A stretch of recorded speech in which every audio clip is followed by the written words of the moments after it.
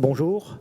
Alors, le thème de cette table ronde, vers un rôle accru des tiers administrateurs dans l'écosystème de l'assurance. Alors, ce thème, le terme d'externalisation, hein, c'est quelque chose qui est assez ancien hein, dans l'assurance, hein, avec le courtage, la délégation de gestion.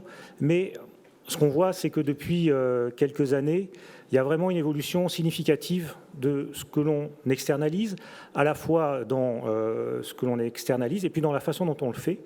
Et ça, c'est bien sûr facilité par l'avancée des technologies de l'information, mais aussi pour d'autres raisons qu'on va essayer de creuser ensemble dans notre table ronde. Et dans ce contexte, il était bien sûr légitime de s'interroger sur cette nouvelle organisation, ou l'évolution de cette organisation du travail au niveau des assureurs, de leurs partenaires, prestataires, fournisseurs. Les termes sont extrêmement variés aujourd'hui et montrent bien que la relation entre ces différents acteurs évolue et elle peut être plus ou moins importante et plus ou moins chargée de sens. Et donc, les questions qu'on va se poser, c'est pourquoi externaliser? Quel déclencheur? Qu'est-ce qu'on peut attendre d'une externalisation? Et bien sûr, quelles difficultés ou quelles limites on peut rencontrer dans ces démarches. Et c'est à ces questions qu'on veut essayer d'apporter des éléments de réponse en confortant des visions symétriques, c'est-à-dire la vision des donneurs d'ordre assureurs, hein, qui sont représentés par Agnès et Pierre, et puis la vision des partenaires sous-traitants représentés par Virgile et Loïc. Bonjour, donc je suis Agnès Scamps, MetLife. Je dirige les ventes directes, les partenariats, toute la partie business development. Et MetLife, pour ceux qui ne connaissent pas trop, donc c'est un gros groupe américain donc de solutions de prévoyance pour les personnes. Voilà, avec une distribution très multicanale, donc soit par des courtiers, des intermédiaires ou en vente directe sur le web ou au téléphone. Bonjour à tous. Donc moi, je suis Virgile Delporte, cofondateur et président de Testamento. Et Testamento a démarré il y a 8 ans en innovant sur le testament en ligne. Et aujourd'hui, on est beaucoup plus loin que ça et on couvre des services qui vont sur l'assurance de personnes augmentée, depuis l'aide à la détection de leads, en passant par l'aide à la vente, la gestion des clauses bénéficiaires, qui sera probablement un des sujets aujourd'hui, et puis des services, des packages de services qui sont en inclusion dans des contrats d'obsèques, notamment sur le bouquet de services originel de Testamento. Et bonjour à tous. Donc Pierre Vez, je suis leader de l'écosystème Ma Santé chez Allianz, donc je m'occupe de la santé et de la prévoyance.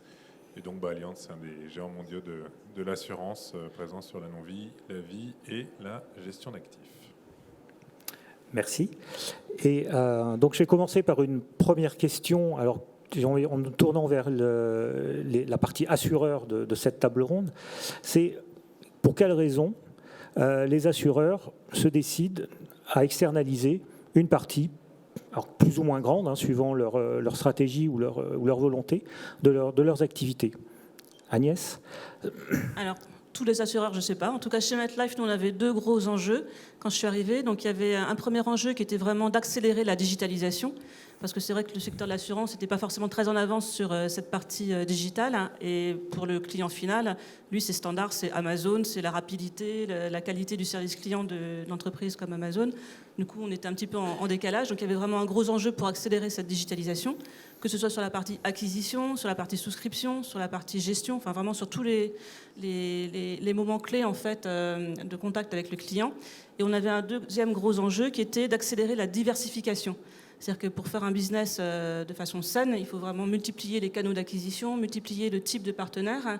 Et on avait tendance à être beaucoup sur un type de secteur industriel. Donc on avait besoin d'être attirant pour d'autres industries et donc de proposer des nouveaux produits qu'on n'avait pas forcément l'habitude de gérer chez nous en interne. Et donc c'était vraiment les deux gros enjeux, donc digitalisation et diversification, sachant que quand on fait des avancées dans ces deux domaines-là dans lesquels on n'est pas forcément très en avance, c'est une prise de risque.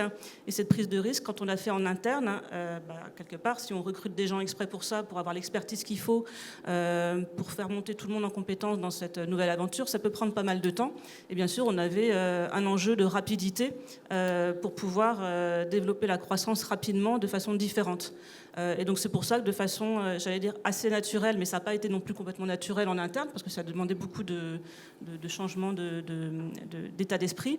On s'est tourné vers l'extérieur, parce qu'on s'est dit, si on veut faire vite et qu'on veut faire vraiment au top en termes d'expertise, cette expertise, on ne l'a pas chez nous.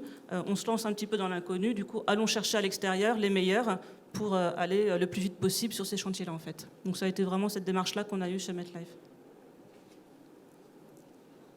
Peut-être si je complète, mais c'est un peu la même logique, mais on va aller externaliser des choses dont on pense qu'elles vont être mieux faites par le partenaire que par nous-mêmes. Ça, c'est logique. Pourquoi ? Soit parce qu'on n'a pas les compétences chez soi, soit parce qu'on pense que sur certains bouts de la chaîne de valeur, il y a plus de valeur justement, enfin plus de synergie en tout cas, à rassembler cette expertise entre plusieurs acteurs de l'industrie qu'à l'intégrer verticalement.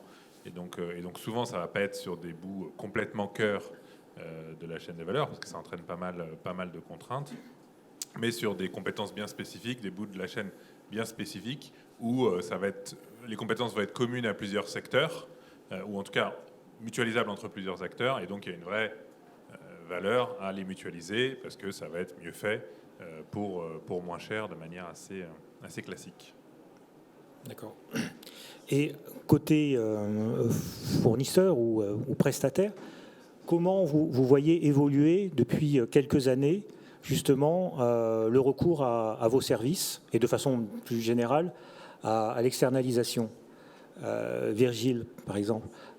Ce qu'on constate, donc de notre côté, nous, en fait, je l'évoquais au tout début, on a fait du B2C pendant les 5 premières années, et entre 2018 et 2019, on a opéré un pivot pour être en B2B2C et en B2B.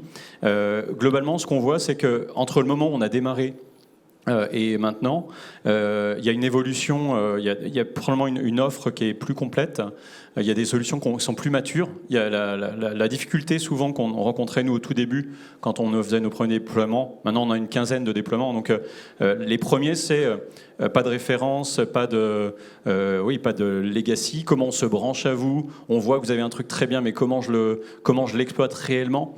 Donc ça, c'est une évolution qu'on a pu voir.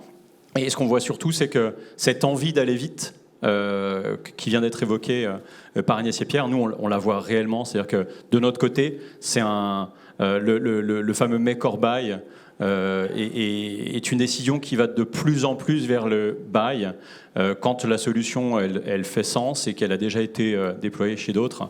En général, il y a vraiment des éléments de capitalisation marché à prendre. D'accord. Et je vais compléter les réponses qui ont été données par la vision vraiment back-office de gestion. Et tout d'abord, globalement, sur le marché de la gestion, de l'externalisation de la gestion, c'est un marché qui est en forte croissance, une croissance d'à peu près, si je prends l'exemple de la santé et prévoyance du monde d'où je viens, c'est un marché qui est en croissance de 10% par an depuis une dizaine d'années, et sur un marché qui est lui-même en croissance de 3%, donc une croissance qui est supérieure à celle de son propre marché. Et pour compléter ce qui vient d'être évoqué, je dirais que la décision d'externaliser va aussi trouver son origine dans l'avalanche réglementaire qui s'est vraiment accélérée depuis l'ANI. La réglementation est devenue quelque chose maintenant de récurrent, donc intégré par tous les assureurs, c'est plus un phénomène exceptionnel. Et la réglementation, on l'a vu s'appliquer sur le marché à travers, en favorisant la concurrence entre les acteurs, donc des pressions sur leurs marges, et du coup la baisse des coûts de gestion a été vraiment un des leviers pour maintenir les marges. Et par certains acteurs, on traduit la baisse de ces coûts de gestion dans l'externalisation. Ensuite, après, ça a été l'autre axe, c'est sur les produits, l'évolution des produits qui sont plus complexes, avec une gestion qui est plus complexe, qui demande des investissements qui sont très importants sur les systèmes d'information. des systèmes qui sont vieillissants chez certains acteurs, qui sont encore vieillissants, et qui ont sauté le pas de l'externalisation en se tournant vers des acteurs industriels qui ont la taille critique nécessaire pour faire ces investissements. Comme disait Pierre, le fait de mutualiser sur une taille critique. Donc si je cite la santé et la prévoyance, la taille critique, il y a 3 ou 4 ans, elle était d'1 million de personnes protégées. Aujourd'hui, au vu des investissements considérables qui sont demandés pour être compliance au niveau réglementaire et également des évolutions standards marché, c'est plutôt 2 millions de personnes protégées. Donc ce phénomène favorise l'externalisation. Et quand on regarde devant nous, la réglementation, on a une réglementation qui va toucher la fonction publique sur la réforme de la complémentaire santé qui va nous mener jusqu'en 2026. Donc il va encore avoir des chamboulements du marché. Ce marché va être ouvert à la concurrence, va être ouvert à la collective. Et puis, donc, il y a une échéance présidentielle encore l'année prochaine où je pense qu'il y aura des ministres qui auront envie de mettre leur nom sur une loi avec de l'innovation réglementaire qui va encore alimenter le moulin de l'externalisation de gestion. Donc je pense que ce marché a encore de très belles années devant lui.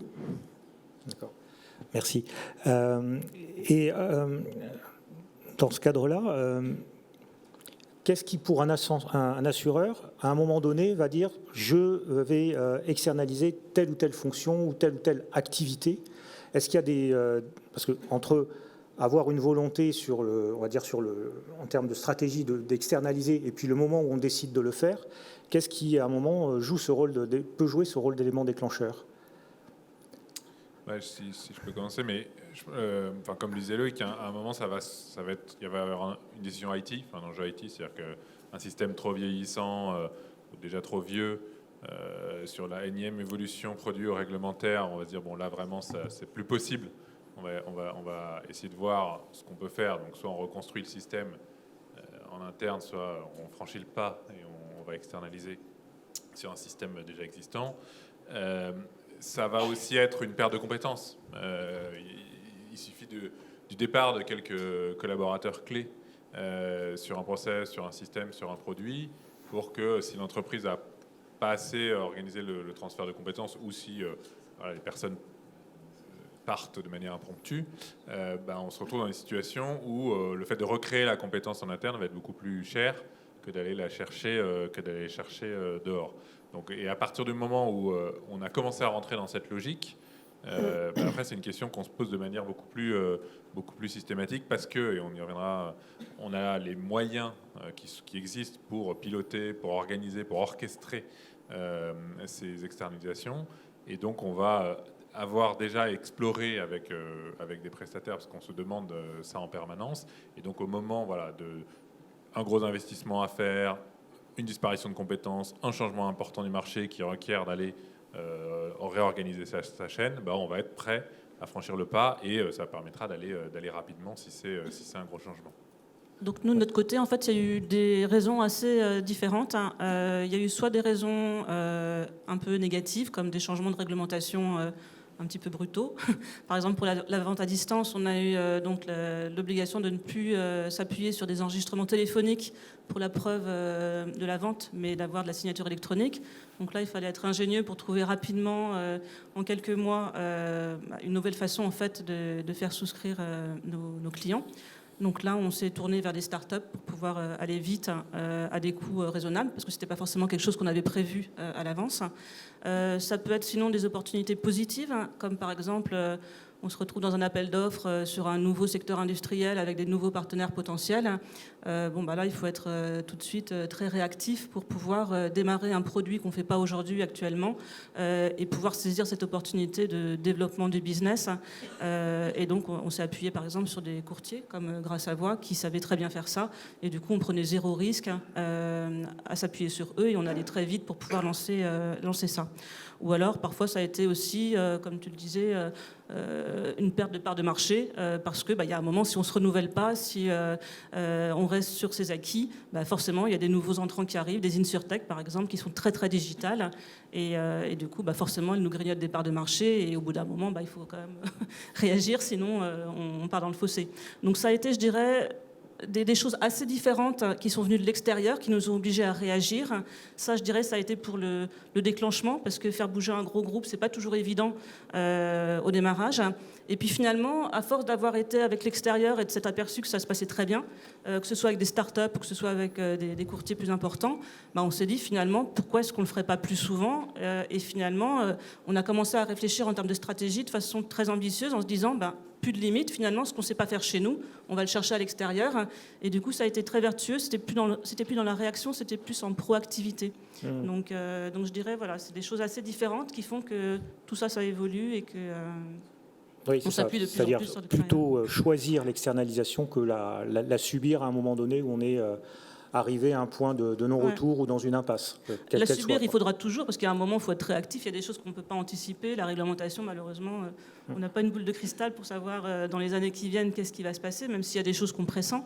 Donc il y a des choses, de toute façon, ce sera forcément subi. En revanche, en effet, maintenant, il y a beaucoup plus de proactivité. Et je pense qu'après, là où il faut être très clair, c'est de se dire finalement, c'est quoi notre métier principal ? Aller développer des applis super bien fichues pour le client final et tout ça, c'est pas notre métier.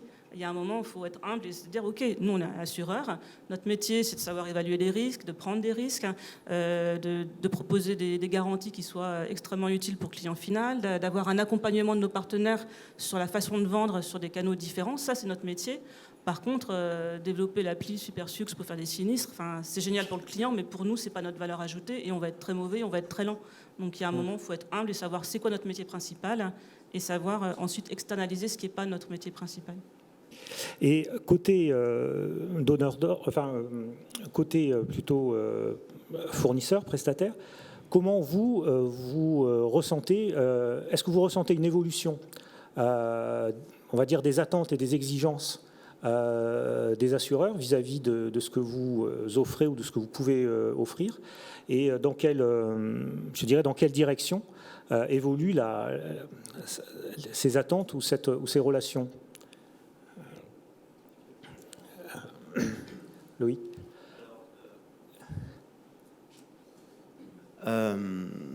Donc dans les critères, alors justement, ce qui est intéressant, c'est de voir l'évolution effectivement de ces critères. Moi, je suis dans la délégation de gestion depuis 10 ans.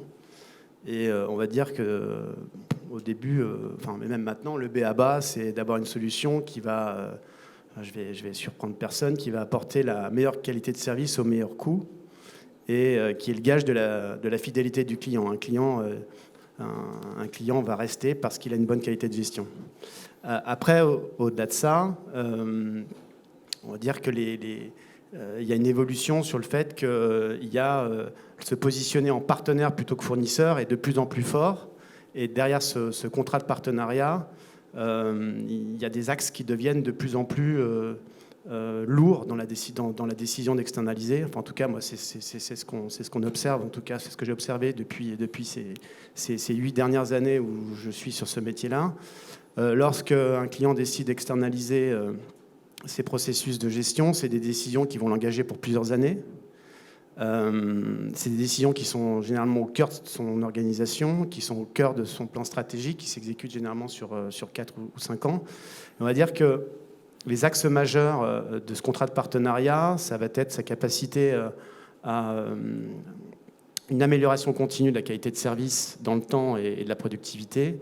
Ça va être également l'innovation et l'agilité et la capacité d'accompagner le client pour développer des services à valeur ajoutée aux côtés de la gestion. La gestion du produit assurantiel n'est pas aujourd'hui jugée différenciante, en tout cas en dehors d'offrir une bonne qualité de service. La différenciation, elle se fait par l'expérience client, elle se fait également par les services à valeur ajoutée qu'on peut proposer à côté de la gestion. Et le troisième critère qu'on voit de manière de plus en plus lourd dans la décision des donneurs d'ordre, c'est la pérennité, la sécurité et la pérennité des données, des processus qui nous sont confiés. Donc là, on est vraiment au cœur de l'actualité parce que ce sont des différenciateurs qui sont de plus en plus structurants dans la décision d'externaliser, tant sur le plan de la réglementation où ces dernières années, les sanctions financières se sont appliquées à certains acteurs, des sanctions financières en plusieurs millions d'euros. Également sur les cyberattaques, on est un marché qui découvre les cyberattaques d'ampleur. Le marché de l'assurance pensait qu'il n'intéressait pas forcément les hackers. Il y a eu 3 cyberattaques majeures cette année, dont la dernière, et pas plus tard que la semaine dernière. Je vous laisserai découvrir dans la presse. Et sur ce dernier point, DocaPost, en tant que délégataire de gestion, a mis au cœur de sa stratégie la sécurité et la confiance numérique. Depuis 4 ans, DocaPost se transforme et a un positionnement référent maintenant sur la confiance numérique, sur l'hébergement des données, sur la garantie de la donnée, en offrant une offre très large en termes de solutions de confiance numérique qu'on propose d'équiper, enfin on équipe la chaîne de valeur de nos clients, mais on équipe également les chaînes de valeur qu'ils nous confient également en gestion et qui permettent de pouvoir garantir la conformité des processus qui nous sont confiés, tant sur l'aspect parcours de vente, parcours de distribution, que également parcours de gestion. Et le tout, bien entendu, à travers un hébergement certifié tiers de confiance au niveau données de santé. Et à ce titre, DocaPost est le premier hébergeur de données de santé en France. Donc, pour résumer, ce dernier critère qui était important, mais qui n'était pas forcément aussi différenciateur il y a encore 4 ou 5 ans, l'est aujourd'hui et va l'être encore de plus en plus, de par tout ce que nous venons d'évoquer. La généralisation des parcours digitaux ont amené les acteurs de l'assurance à ouvrir leur système, donc à être vulnérables, et donc ils doivent maintenant appliquer de la sécurité et de la confiance numérique sur les processus qu'ils ont ouverts au marché, aux plateformes d'intermédiation, aux comparateurs, aux agrégateurs. Aujourd'hui, c'est un écosystème qui est complètement ouvert et qui s'est ouvert à vitesse grand V. Et donc, je pense que ce point va être vraiment, est déjà aujourd'hui, et va être encore plus un point très important dans la décision d'externaliser. Oui, pour compléter ces différents points, donc moi je reprends peut-être le ROI, évidemment. Si ce n'est pas une solution qui apporte de la valeur immédiate, mesurable, quantifiable, immédiate, rapide, c'est très difficile d'aller vers l'externalisation. On a beau avoir un service génialissime, s'il n'apporte pas immédiatement un ROI, c'est difficile. Ça, c'est peut-être le premier point. Le deuxième point, c'est par rapport à peut-être cette opportunité, finalement. Ce qui est une contrainte pour certains peut être une opportunité pour d'autres. En l'occurrence, pour nous, en tant que prestataire, start-up, scale-up, chez Testamento, nous, on voit la contrainte réglementaire comme une opportunité. Très clairement. Et alors souvent, c'est une opportunité qui est liée à une capacité à s'adapter vite. Évidemment, une petite structure, une plus petite structure en tout cas, va s'adapter plus rapidement. Et j'allais dire, nous, ce qui nous est demandé ou ce qui est apprécié chez nous, c'est la partie vision client. On en a parlé déjà ce matin et à plusieurs moments dans la journée, en fait. Où est le client dans tout ça ? Le client, il est souvent bien représenté par les tiers, par les fournisseurs, par les startups, qui sont souvent bâtis là-dessus. On vient d'évoquer l'UX, des InsurTech et autres. Donc ça, c'est quelque chose qui est de plus en plus demandé, de plus en plus valorisé dans l'équation. Comment le parcours fonctionne ? C'est pas juste mettre à disposition une nouvelle fonctionnalité, c'est est-ce que c'est utilisé, est-ce que ça marche ? Et en fait, c'est là qu'il y a une énorme différence entre une solution qui peut être développée rapidement, le make, qui va peut-être qui va répondre au cahier des charges, mais qui, dans les faits, nous on l'a vu chez plusieurs clients, qui avaient développé des solutions identiques aux nôtres, dans l'esprit, mais qui ne fonctionnaient pas du tout. C'est-à-dire qu'il y a des usages mineurs, là où, à côté, on a des usages majeurs. Donc là, c'est un élément important et très attendu sur le marché que nous, on constate. Et le dernier, pour finir, comme l'a évoqué Loïc, c'est la sécurité. Quand on a démarré le B2B en 2018, la sécurité, on remplissait des questionnaires assez rapides, honnêtement. Ça nous prenait 3-4 heures. Et puis, ça y est, on pouvait lancer un projet, un POC, mais même un projet en prod. Aujourd'hui, quand on prévoit un déploiement en prod, et on a quelques-uns en ce moment, j'en pense à quelques-uns, mais on a des documents RSSI qui font des pages et des pages et des pages que, même en interne, les équipes ne savent pas analyser. C'est-à-dire que l'assureur nous envoie un document qu'il ne sait pas lui-même analyser, qu'il fait externaliser pour être analysé, compris. Donc il y a vraiment des enjeux sur la sécurité, presque une parano, mais j'allais dire que c'est dans le bon sens. Honnêtement, il faut être parano sur ces données. Et donc la façon dont nous, on a traité la chose, c'est qu'on a démarré par des déploiements de solutions qui étaient SaaS, et extrêmement pratiques. Tu signes aujourd'hui, dans 15 jours, 3 semaines, tu as ton premier service qui est mis à disposition. Et à une solution où ça marche, mais temporairement, jusqu'à ce qu'on intègre plus au cœur du système des API, avec tous les chemins de données qui sont anonymisés. C'est-à-dire qu'au début, on avait toutes les données clients des assureurs, et désormais, on a, dans certains cas, toutes les données clients, mais dans d'autres, et notamment dès qu'on se rapproche du bancaire, c'est encore un autre point, on va se rapprocher des données anonymisées, où on va récupérer toutes les données clients anonymisées, on ne va même pas les sauvegarder dans nos systèmes. Une fois que la transaction est faite, qu'on a généré un document pour le client, on lui restitue toutes ces données et c'est effacé de nos serveurs. Donc là, ce sujet de sécurité est extrêmement sensible et de plus en plus, là, on va dire, dans la dernière année, c'était flagrant. J'avais envie de rebondir sur un terme qu'on trouve souvent, c'est on passe d'une relation de client-fournisseur à une relation de partenariat. Mais concrètement, qu'est-ce que ça veut dire être partenaire d'un assureur quand on est fournisseur? Comment concret, quand on propose des solutions, qu'est-ce que l'on entend par être partenaire plutôt qu'être un simple éditeur ou un simple fournisseur? Qu'est-ce qu'il y a en plus dans la relation? Oui. C'est d'abord... si on cite un partenaire comme DocaPost, on va être consulté sur un panel de nos offres, et c'est que d'être assez intelligent pour qu'on voit à un moment donné, et que ce ne soit pas le client qui le découvre à notre place, l'usage que peuvent avoir le reste de nos offres et la complémentarité qu'elles peuvent avoir par rapport à la question qui nous est confiée, enfin à l'appel d'offres qui nous est confié et sur lequel on va mettre la bonne solution pour répondre aux besoins présents. L'objectif d'un partenariat, c'est de pouvoir projeter,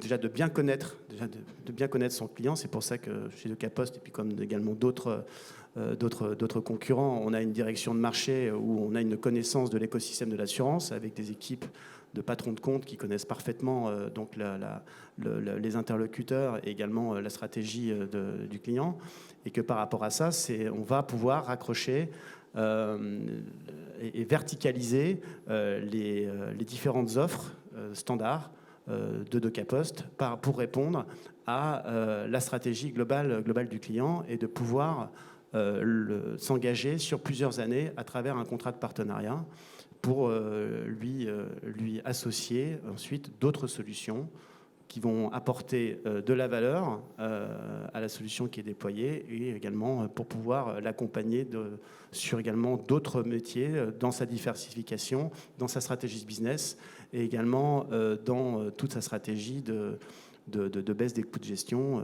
et de productivité. Donc, et ça à tous les étages hiérarchiques. Donc c'est qu'ils doivent, et un partenaire, je terminerai là-dessus également, doit être pérenne. La pérennité du partenaire, on est dans un monde, dans un marché qui a beaucoup de concentration actuellement, et que la pérennité est quelque chose de très important, puisque des partenaires peuvent changer de pavillon, passer sous des fonds d'investissement, et il peut y avoir un changement radical de positionnement du partenaire, et que la pérennité de ce partenaire est très importante, je pense, dans le choix des donneurs d'ordre. Pour compléter, nous, ce qu'on voit, c'est quand même globalement des logiques de co-construction qu'on apprécie beaucoup. Alors notamment quand on a des solutions qui sont relativement jeunes, cette idée de co-construction nous plaît, mais on s'aperçoit que même après quelques années, avec des solutions qui sont quand même éprouvées, déployées assez largement, cette idée de pouvoir vraiment ouvrir le sac en disant voilà mes problématiques, voilà les compétences de chacun. Nous, ce qu'on aime beaucoup, c'est la pluridisciplinarité qu'on trouve dans les équipes et compléter ce qu'on a dans une start-up. On a souvent assez peu de compétences métiers au début dans les start-up. Enfin, en tout cas, ça arrive. C'était le cas chez nous. Après, on s'est renforcé sur ce sujet-là. Mais c'est parfois intéressant d'échanger avec un donneur d'ordre qui nous dit... Finalement, nous, ils sont venus nous voir en nous disant, vous savez parler du décès, parce qu'on avait démarré là-dessus, sur le testament en ligne, comme je l'évoquais. Vous savez parler du décès, c'est une opportunité business énorme de pouvoir savoir parler du décès comme vous le faites. Et comment on peut construire des offres autour de ça, des outils d'aide à la vente en particulier. En fait, on l'a co-construit avec des acteurs, et ça a été des expériences excellente pour tout le monde en fait. Ça a permis de déployer plus vite, plus fort, et puis d'avoir cette logique peut-être qui est plus dynamique aussi. C'est-à-dire qu'on itère, on peut lancer quelque chose en 3 mois et 3 mois plus tard avoir une nouvelle version, une itération. Et ça, il n'y a que dans des logiques de confiance qu'on l'a. Et dès qu'on est dans des... Nous, on a déjà eu des clients qui étaient dans la défiance. Ça nous est arrivé très rarement. Mais dans ce cas-là, on voit que ça avance très peu. Ça avance pas, en fait, parce que si c'est un combat, finalement, personne ne veut s'impliquer, et ni les équipes d'un côté ni les équipes de l'autre, et finalement, c'est des choses qui avortent après des POC. Donc voilà, cette logique de co-construction, je pense qu'elle fait tout le charme de ces projets. Et Agnès ou Pierre, vous partagez ce point de vue sur le... Ah, complètement, c'est-à-dire que... si on veut faire un travail intelligent, il faut vraiment qu'on travaille main dans la main. C'est-à-dire qu'on n'est pas les uns contre les autres, parce que ce que je disais tout à l'heure, c'est qu'au bout du bout, le client, il se fiche de savoir qui a construit quelle partie du parcours ou quoi. Enfin, pour lui, il parle à l'assureur, à la marque assureur. Et du coup, c'est hyper important qu'on soit extrêmement proche avec nos partenaires quand on externalise, pour que les choses soient faites vraiment de façon top en termes de qualité, et surtout qu'on puisse évoluer en fonction de ce qu'on voit en termes de résultats, parce que c'est pas le tout de dire tiens, je te confie ça, c'est ensuite est-ce que ça marche, est-ce que ça marche pas, et on avance ensemble, on évolue, on construit sur la base de ce qu'on a observé, et puis après on peut avoir aussi des besoins supplémentaires, et quand on est constamment dans le dialogue, finalement ce besoin peut parfois être couvert par le partenaire qu'on a déjà choisi, mais on ne le savait pas au départ, et du coup c'est en discutant qu'on le sait. Oui, non, je partage tout à fait. C'est clair que, déjà, il ne faut pas oublier qu'on reste responsable d'un point de vue réglementaire de l'ensemble de nos activités, même si on externalise. Et donc, on ne peut pas arriver et se dire, je vais juste acheter un service, je me débarrasse de ce bout-là et on verra bien comment ça marche. On est bien sur une compréhension mutuelle des deux partenaires qui doivent savoir comment ça marche chez l'autre, comment c'est fait, quelles sont les décisions, quelle est la stratégie pour réfléchir à construire de manière pérenne sur le long terme. Il y a forcément toujours beaucoup d'enjeux de données, de flux, de vision globale de ce qui se passe pour le client. Donc il faut bien réfléchir dès le début quelles données on échange, comment on les rapatrie, comment on les consolide. Est-ce que la donnée veut dire la même chose des deux côtés? Ça, c'est des enjeux très importants. On le voit dès qu'on veut mettre des algorithmes un peu poussés par-dessus. Et par ailleurs, il y a aussi une notion de pilotage du partenariat. C'est quand même des nouveaux métiers, en tout cas chez les donneurs d'ordre, chez les assureurs, que de savoir gérer un partenaire avec qui justement on n'a pas juste une relation contractuelle avec un échange annuel avec 3 KPI définis dans l'accord de service, mais un suivi régulier, des échanges, des comités stratégiques, un partage de la feuille de route, une vision globale de comment on va faire. On se dit quels sont les projets informatiques importants de chaque côté, comment ils vont s'imbriquer, qu'est-ce que ça veut dire sur l'ensemble de la chaîne de valeur. Et donc, on est sur un partage assez important. Et donc, voilà, on n'est pas du tout dans une relation client-fournisseur classique. On est bien dans une relation de partenariat. Ça se construit. Et c'est pour ça aussi que ça se développe de plus en plus. C'est que maintenant, on commence à avoir les équipes qui savent gérer ça, qui savent quels sont les problèmes qu'il faut gérer et qui savent co-construire avec nos partenaires des solutions pérennes. Donc c'est vraiment des nouveaux métiers et une nouvelle manière de travailler. Je dirais même qu'après la co-construction, peut avoir la co-gouvernance, puisque selon les périmètres de gestion qui sont externalisés, il sera impensable pour un assureur de le confier intégralement et de ne pas en avoir le regard et la maîtrise, et que c'est pour ça que des véhicules juridiques de forme JV se mettent en place et sont de plus en plus regardés par les assureurs lorsque les périmètres de gestion sont trop importants, parfois même avec une mutualisation de moyens de gestionnaires, et toujours dans une logique de synergie. Et donc, au-delà de la co-construction, il y a aussi cette co-gouvernance qui peut s'exprimer à travers des jeunes ventures qui existent déjà aujourd'hui chez certains, mais qui sont encore regardés aujourd'hui par certains assureurs. Je ne sais pas si un jour il y aura un alliance powered by DocaPost, mais voilà. Mais c'est ce type de montage. Non, mais c'est pas finalement c'est pas une externalisation, c'est plutôt une souplesse dans la construction de la chaîne de valeur et un partage de bout de la chaîne de valeur entre plusieurs partenaires. C'est vraiment comme ça qu'il faut le voir. D'accord. Et pour essayer de conclure, puisque là on arrive bientôt au bout de cette table ronde, dans ce paysage un peu idyllique qu'on a dressé de l'externalisation, du partenariat, quelles sont les limites que vous voyez à ces stratégies d'externalisation, et éventuellement quelles sont les difficultés ou les freins qui peuvent se poser, et puis donc, entre guillemets, quelle évolution vous voyez à moyen terme sur ce phénomène? Agnès, peut-être tu peux commencer. Pour moi, c'est dans le sens de l'histoire.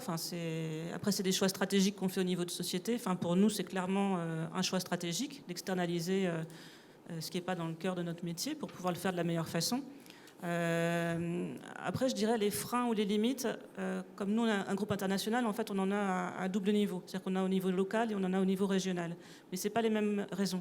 En fait, au niveau local, il y a beaucoup d'émotionnel qui rentrent en ligne de compte. Je ne sais pas comment ça s'est passé chez Allianz, mais chez nous, en tout cas, il y a forcément un petit peu d'amertume ou de frustration côté IT en se disant finalement, les trucs sympas, vous les faites à l'extérieur. Donc, il faut arriver à gérer cette frustration. Ou alors, ça oblige, par exemple, les opérations, quand on externalise la partie gestion, à sortir de sa zone de confort, parce que finalement, c'était des gens qui le faisaient jusqu'à présent, et du coup, ils se retrouvent à ne plus le faire. Donc, ça crée un inconfort, ça crée une inquiétude aussi. Donc là, il y a vraiment des enjeux au niveau management de vraiment rassurer, d'expliquer, et pas une fois, mais régulièrement, parce que les choses ont vraiment besoin de décanter, d'expliquer pourquoi on externalise, que c'est pas parce qu'on est mauvais, que c'est juste, ça nous permet simplement d'aller plus loin et d'être plus ambitieux dans notre stratégie. Donc c'est plutôt positif plutôt qu'une solution de repli. Donc il y a vraiment besoin de beaucoup de pédagogie et d'explication en interne et de répéter cette communication. Et puis aussi de communiquer en feedback les jalons qu'on arrive à accomplir en externalisant, en montrant qu'on le pilote et qu'il y a du positif. Donc ça, pour moi, c'est extrêmement important pour arriver à contrer ce côté un petit peu émotionnel dans l'inquiétude ou dans la frustration. Après également, dans les blocages, c'est aussi de ne pas anticiper ce que tu disais tout à l'heure, Pierre, c'est que externaliser, ça ne veut pas dire hop, je refile le paquet à quelqu'un d'autre, ça se pilote en fait. Et c'est des compétences qu'on n'avait pas forcément en interne. Donc ça, c'est très important en fait de l'anticiper, à la fois pour lancer très bien le partenariat et ensuite pour que le partenariat se passe bien.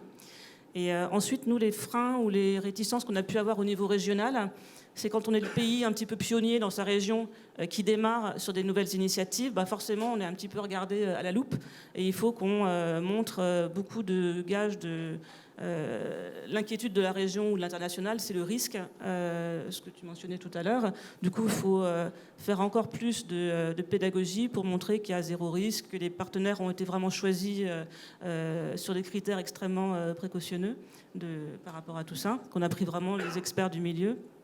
Donc il y a rassurer et également essayer d'assouplir aussi les process internes parce que dans de gros groupes internationaux, il y a des questionnaires de 300 pages avec des questions interminables pour justement assurer cette sécurité. Sauf que parfois, quand on onboard une start-up, c'est complètement décalé, quoi. La start-up, elle n'a pas une armée mexicaine pour répondre à tous nos questionnaires. Donc ça, c'est notre job aussi, après, de faire comprendre en interne, au niveau régional, qu'il faut peut-être avoir des process parallèles pour onboarder des start-up ou pour être plus souple sur ce qui peut l'être. Donc ça, c'est extrêmement important. Oui, non, c'est sûr que les freins sont principalement humains. Il faut beaucoup d'écoute, beaucoup de partage, beaucoup de pédagogie, beaucoup d'humilité, on l'a dit, parce qu'il faut accepter d'utiliser les process de l'autre. Et il faut accepter de prendre des risques mesurés. Il faut une culture de la prise de risque mesurée pour essayer, pour s'améliorer. Et donc, voilà, les freins seront principalement humains sur une peur du changement. Et côté fournisseur, qu'est-ce que vous voyez ? Ouais, peut-être juste un petit frein que nous on continue de constater chez certains, c'est justement la difficulté à intégrer des blocs technologiques externes en fait. Hein. Ça reste un frein malgré tout en 2021, on y est encore. Bon, il y a des systèmes d'information qui sont vraiment très très anciens, très très difficiles à piloter pour eux, et donc s'ouvrir sur l'externe, même s'ils le veulent, ils n'y arrivent pas. Donc ça c'est pour moi un frein qui va se lever dans le temps. Et on aime bien, nous, l'idée de dire un petit peu comme il y a plein d'industries qui fonctionnent en agrégation de technologies, hein, de l'automobile, bien sûr, historiquement, des Valeo, des boîtes comme ça. Il y en a qui innovent pour le compte de grands comptes. Le grand public ne connaît pas Valeo, mais pourtant, il y a plein d'innovations qui en sortent. Donc, c'est toute cette logique de construction de valeur à plusieurs. Okay. Moi, j'ai parlé de la vision back-office de gestion. Moi je dirais que le frein, alors avant l'externalisation, il y a une dizaine d'années, c'était un gros mot. Maintenant, ça l'est plus. Il y a vraiment une maturité à externaliser des processus, et encore plus des processus de gestion qui ne sont non différenciants. On va dire que moi, le frein que je vois le plus, parce que j'ai dit qu'il y avait une concentration des TPA, une concentration des TPA à travers la taille critique, mais il y a aussi une concentration du marché de l'assurance avec beaucoup de rapprochements. Donc ça veut dire beaucoup d'effectifs à occuper. Et donc moi, le frein que je vois le plus là-dessus, c'est le social, surtout le social. C'est un marché qui en tout cas, qui n'a pas du tout la culture des plans de licenciement. Le premier assureur qui va avoir son nom en page des journaux ou une mutuelle, il ne veut pas être le premier à faire la une des journaux par rapport à un plan de licenciement. Et donc, moi, c'est le principal frein que j'ai vu, en tout cas, sur l'externalisation des back-office, sur la partie back-office de gestion. C'est vraiment la dynamique, la dimension sociale. Merci beaucoup.